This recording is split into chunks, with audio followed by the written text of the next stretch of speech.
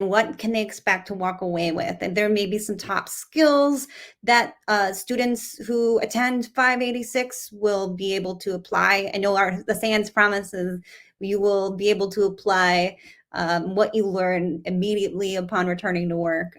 So I know that's kind of our motto here, but what is specific to 586 can students expect to walk away with? So 586 will leave you with certainly a deep understanding of how to use PowerShell for automation. At its most basic, you'll have that skill set to take PowerShell. I have some task that I need to automate.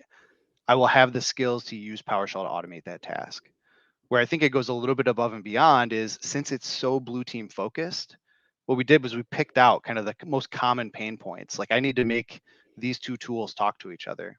Well, we have an integrations module where we build those integrations. We write those API calls or whatever type of integration you're looking to build. We write that code to enable the integration.